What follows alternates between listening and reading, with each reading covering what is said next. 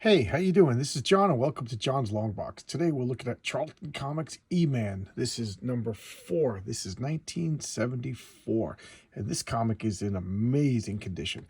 I just picked this up a couple of weeks ago. I showed it off in one of my back issue bonanzas, and I don't know why. I just get nostalgic for old superhero stuff. I've been reading a lot of war comics and horror comics and barbarian comics, and I said I want to read a good hokey superhero comic, and E-Man fits the bill. I'm really enjoying this. I didn't think I would like it as much as I did, all right, or as I do. You know, it's the present tense. But this is just a really good shape, and this cover is kind of good. I like the coloring. I like he's just floating over here. All right, so let's open this up. City in the Sand. So this is new to me. The winner built by Converse just for Sears. Okay, great sneakers.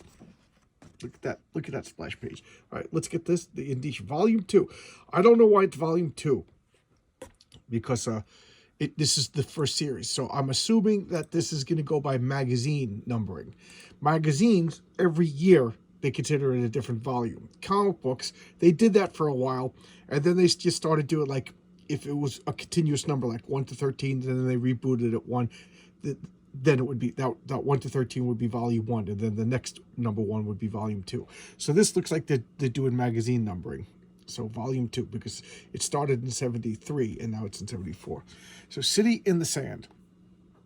So this is confirmation that Nova Kane is not, in fact, a stripper.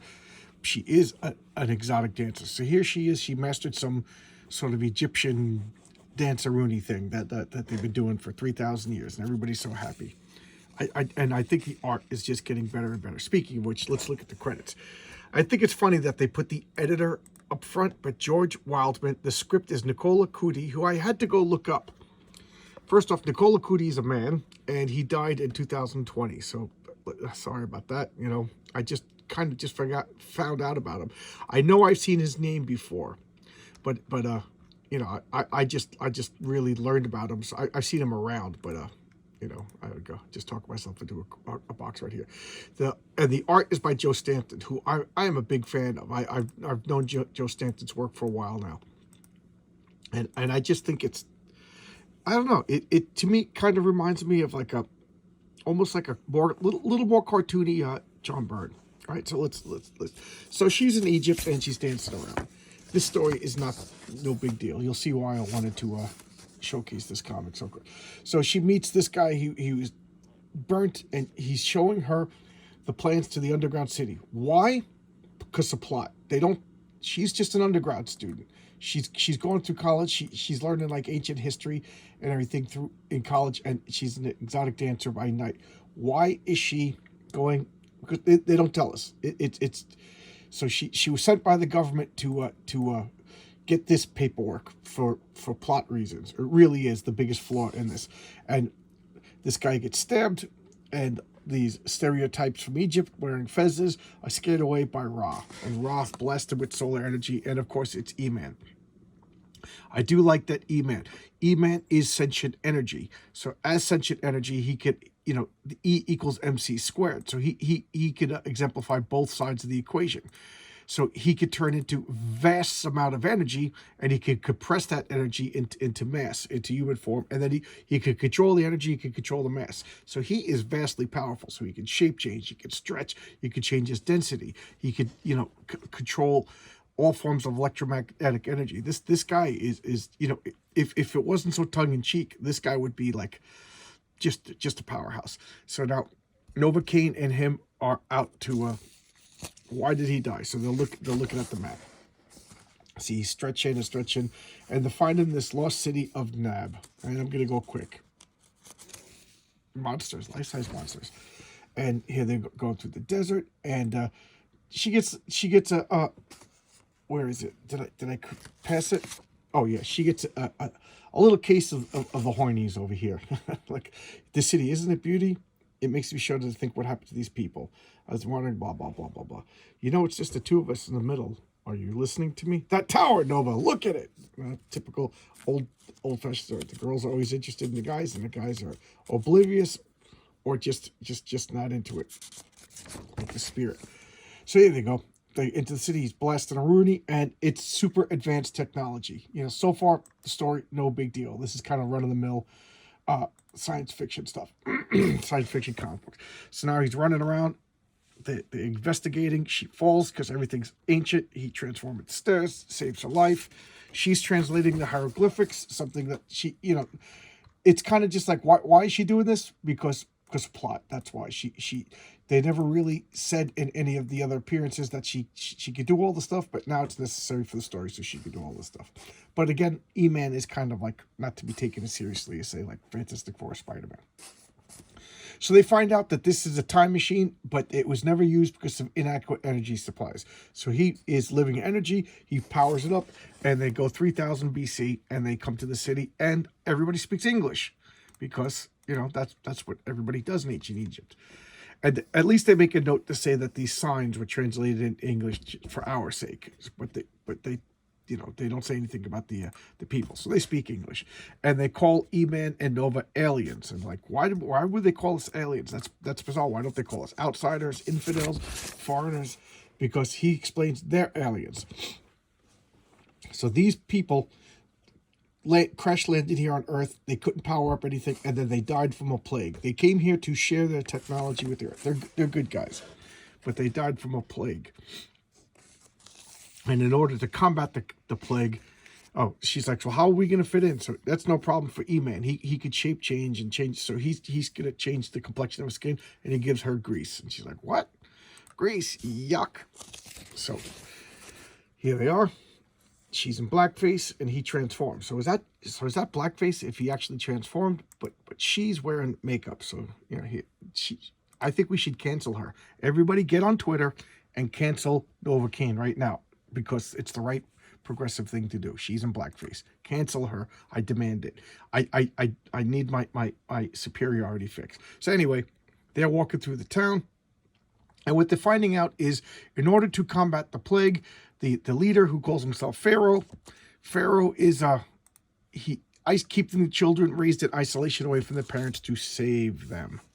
Okay, and so E-Man transforms into a little kid, goes in there, and she gets arrested for trying to go where the kids are. And E-Man meets the little kids, and he finds the source of the plague is these alien dog-like animals. They brought alien, like, fleas or whatever. So he's like, that's it. So she mistakes for a genie, says, I want to see my parents. He goes, I'll take you to your parents, and blah, blah, blah. So for no reason whatsoever, these women bathe her, and because of sexy reasons, she's got to get the grease paint off her, and then they give her a skin tight outfit, and she looks like a superhero, which is actually pretty cool looking. And he's, and the other alien. Oh, that's right. I'm being flippant, but this is the spacesuit that the aliens wear. So she's given an alien, and he's just like, you're a dangerous alien. I'm gonna kill you. And she's got nice booty over here, and he's not interested in her nice booty. He wants to keep the kids in isolation, so he could brainwash the kids so that they will be fanatically loyal to him, so he could conquer the rest of Egypt. That was his master plan. He's telling them about where the bugs come from. He goes, of course I know that. I've been breeding these. So, he's like, now we know where it's from. We could concoct antidote to the plague, and we could depose Pharaoh, and his own people overthrow him, and the kids come back. Everybody's happy. So, big deal. Okay, I liked it. It was charming. It was nice. I really liked the art. It reminds me of like early John Byrne and early Bill Willingham. All right, so that was nice. I kind of whatever. This I have to say I cracked up reading this. This made me laugh. So the sci-fi comic book of the future. So this is, I'll read this paragraph, and then I'm just going to read the last paragraph to you. I don't make a habit of reading the comic book to you. I kind of do like a little summary. So here's a paragraph in full. The following letter was first printed in Fantastic Science Fiction and Fantasy Stories, March 1974, and excerpts are reprinted here with the permission of Ted White, editor of The Fantastic, and Frank J. Haynes III. Fantastic is an adult science fiction magazine, not a comic book, which may help to explain some of the comments in the letter. So he's talking about how E-Man is a silly comic book, but it's charming and it's fun. He goes, at first blush, it's it's simplistic for the children, but on a deeper meaning, you could see that it's purposely campy, and it could appeal to adults if you understand that it's tongue-in-cheek camp. As you can see, my throat's not better yet. I'm just taking a sip of water to help me talk. All right, so far I'm total agreement. Everything's fine. So here's the paragraph I want to read. So he's talking about, read this. Check out this comic book. Blah blah blah blah. So it's a gushing review of E-Man. So right here, E-Man has the advantage over, say, Genesis 2, which I don't know what that is. I gotta check that out. Although it's non-toxic, it can't cause its fans to scream, rant, rave, or convulse. It's a super campy kind of nonsense, and it probably wouldn't do the world any good, but at least it wouldn't vex and tax the rationality of people who care about good science fiction as it entertains the multitudes of the people in general. So here's what made me laugh.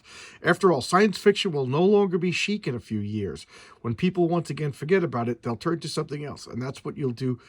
That's what you see on your TV screen. Right now, the rage seems to be 60 and 90-minute detectives and a good many mystery, blah, blah, blah, blah, blah. While science fiction is popular with the mass media, though, I, for one, would rather see this. So E-Man will be... So, in 1974, Frank J. Haynes predicts that in a few years, science fiction will be over with and forgotten about. 1974, he said that. Can anybody come up with an argument why he was wrong? Anything that happened in, say, May 1977? Star Wars happens, and science fiction has never gone away. It may have ebbed and flowed, but it has never gone away. Can you be more... I'll do my comic book guy voice from The Simpsons. Could you be more wrong? So that made me laugh. So I cracked up. And right here, I said I should showcase this just for this letter. But I just did E-Man, and I didn't want to do E-Man so soon. Gain weight. And this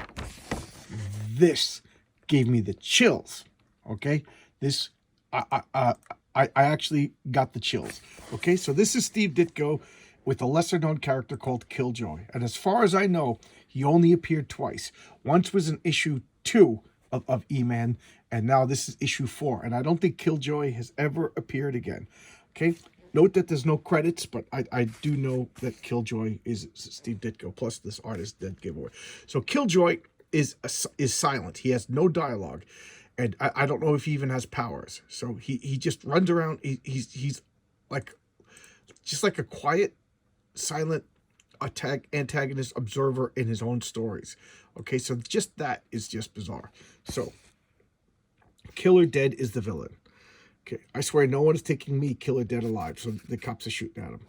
And anybody who tries will die, blah, blah, blah, blah, blah. And I'm actually going to be reading whole parts of this because it's you know, it's the only way to convey what I'm talking about. So Killjoy jumps in there and beats up Killer Dead and puts him on a parachute. And then every time Killjoy defeats a villain, a guy in it just comes walking out, and people are like, oh, excuse me, and whatever. So I get the feeling, they never say it, but that's Killjoy in his secret identity. And he looks different every time he appears. So I think, I don't know, it's saying something that's above my head.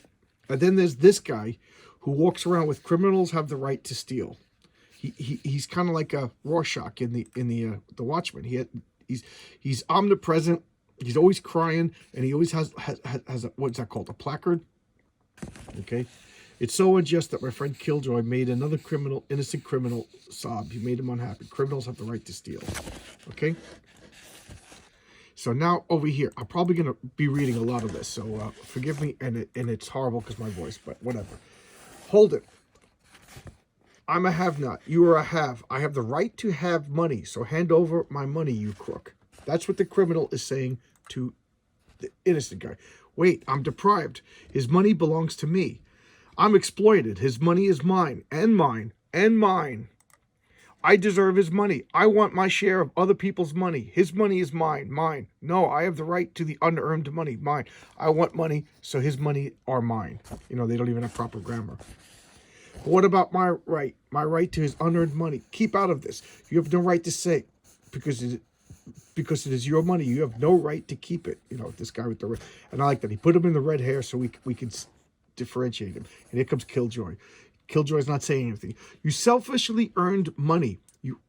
Your selfishly earned money rightfully belongs to the unselfish, we who have not earned it. Hey, what are you doing to us? And then protect the guilty from justice.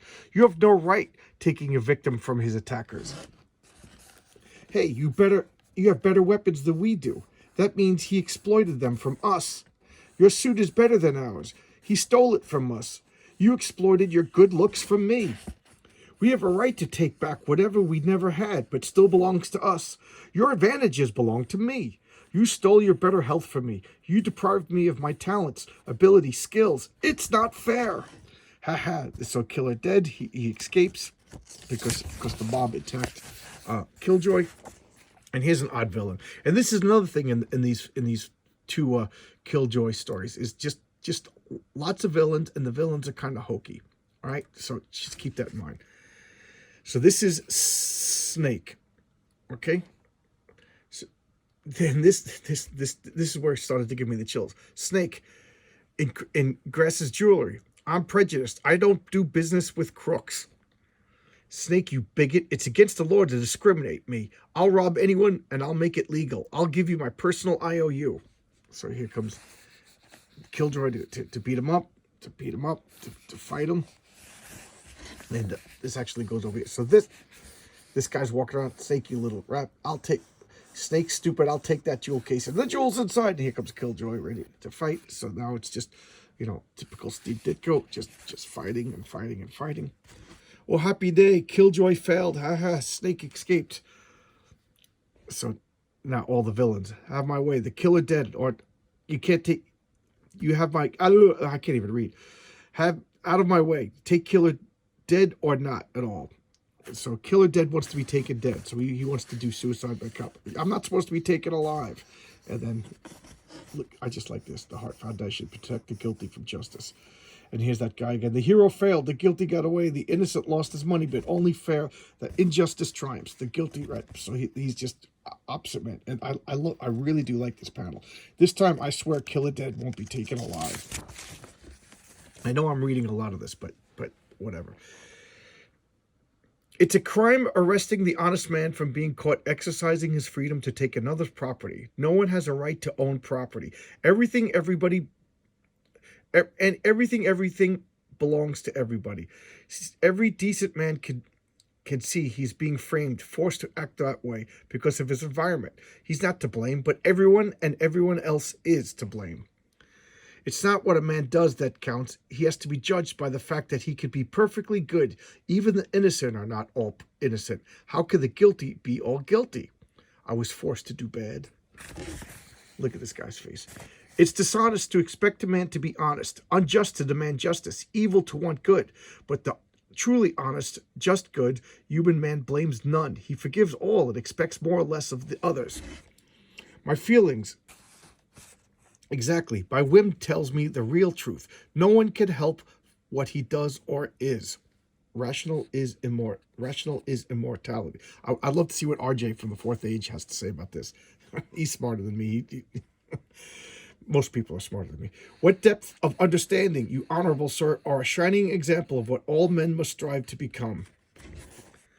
The guilty are innocent. Mercy is higher justice. The unearned is the deserving. The innocent are selfish. The honest are troublemakers. Reason is illogical. Justice is unfair. Truth is oppressive. Ditko is predicting progressivism in 1974. You are pure, noble, uplifting spirit. I'm Mr. Heart. You are inspirational wisdom. I'm Mr. Soul. So this is Heart and Soul having a conversation. Very deep. Heart and soul, we go together beautifully, like faith and force. Might is right, a force for good. Without heart and soul, a man is mind guiding a body, reason controlling action. How inhuman. And now Killer dead. I won't be taken alive. I won't be taken alive. And he gets beat up again. Okay. Killjoy is to blame. He doesn't have to be what he is. He could help it, but he'd never forgive him. But Killer Dead can't help being what he is. So, man, can't help it, And look at all these criminals over here. Nobody is now this page. I'll try to read it as best I can, but my voice is killing me. Nobody is perfect. Even Killjoy failed. So if we can't be perfect, it's okay to be imperfect. But we can never be perfectly bad, right? There's always some good in us. Only extremists who try to be consistent, to be perfect, are bad.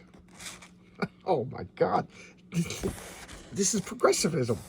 This is progressive. RJ, please watch this video. I would love to hear what you have to say. Why? It's not unfair. He's picking on us because we're imperfectly good, because we're not extremists. It's all right to be imperfectly bad. Wah! This time, Killer Dead gets taken dead. And Heart and Soul. And now there's a diamond exhibit. You know, this is just some goofy stuff over here. The jewels, setting up the next crime. Killer Dead wants to be taken and killed. He gets beaten up again. They're not even showing Killjoy beating him up anymore. It was supposed to... Why does Killjoy interfere with an innocent man's pursuits? He denies his wishes and spoils for happiness. Poor innocent killer. My soul is crushed, Mr. Hart. My heart is breaking, Mr. Soul.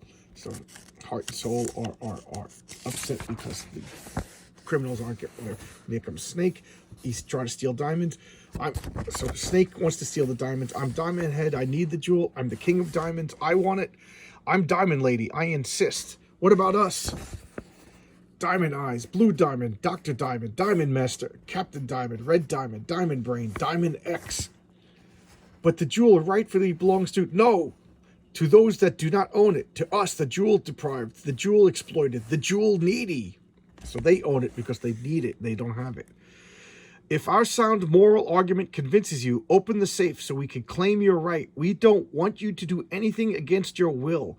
You're free to choose to open it or not to open it. So he's telling them, if my argument makes sense, open the safe. Nobody's forcing you. Look at the guns around them. At the risk of alienating people, does this sound like a certain vaccination? If you don't get this vaccination, you can't go to the bank, you can't hold a job, you can't go outside, you can't participate, but you're free to choose it. Okay? And that's consequence culture. I'm like getting angry right now thinking about this. It's consequence culture. You could use your freedom of speech, but we're going to cancel you and attack you, and Antifa is going to come to your street. But that's your choice. You still have freedom of speech, but that's consequence.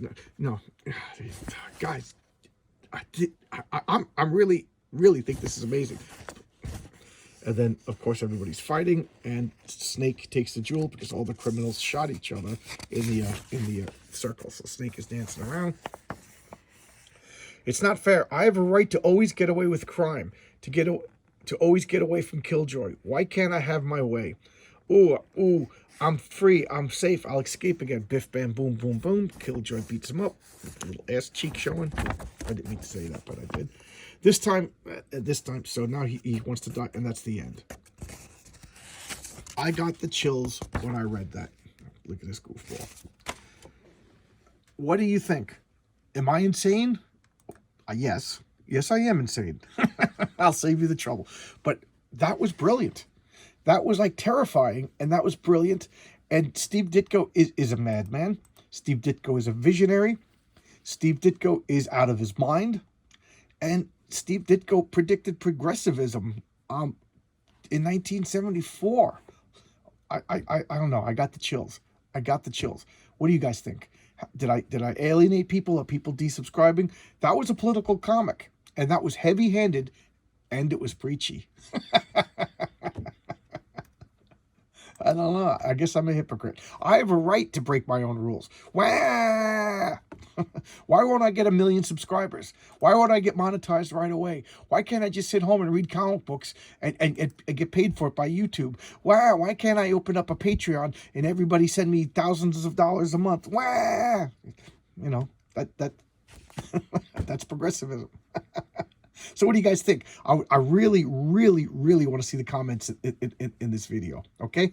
Thanks a lot, guys. Thanks for indulging me. And if you're offended, please don't be offended. You have the right to be offended. I shouldn't tell you how to feel. But, you know, this is all in earnest dialogue, in earnest understanding of other people. So, you know, if you're offended, tell me why, and we'll talk about it. I'm an adult. We can disagree, okay?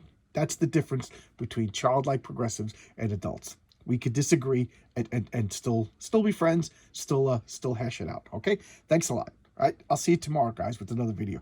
Thank you for everybody. Oh, I wanted to say a few things. I had my first Sunday comics. I'm recording this on a Sunday, but this is going to go out on a Monday. So I had my first Sunday comics today, and I enjoyed it. I just woke up early, and I think it was like around 9:30. I made a pot of coffee, and guys watched me drink an entire pot of coffee, and I got shaky and crazy. And I just cut off the video really quick because I had to go to the bathroom. And it was a lot of fun. Guys it was only a few people. I think there was like 3 or 4 people in the actual chats, but we were talking and communicating. So I'm going to do it again. Maybe not next week, because next week I'm going to be going to my niece's house for an early Christmas. Her and her husband, they have 5 kids. I never see them. And the way it is in my family, we kind of, everybody does their own thing on Christmas. So they had a smart idea to have like a Christmas event a week or two before Christmas, so nobody has an excuse not to go. And I can't wait to go to see my family. And now I'm ranting. Actually, yes, I'm rambling. I do 3 things. I ramble when I talk about things that have nothing to do with it. I rant when I get politically charged, and I rave when I just get excited and talk about stupid stuff. All right. So thanks a lot, everybody. Thanks for watching my videos. I appreciate you guys. Thank you for commenting. You guys are excellent. Please send me some requests, because I really do like the request. It's a lot of fun. And sometimes the requests turn out to be some of my more fun videos. And guys, I'm loving the comments. Okay. I'll see you tomorrow with another video, guys. Bye-bye.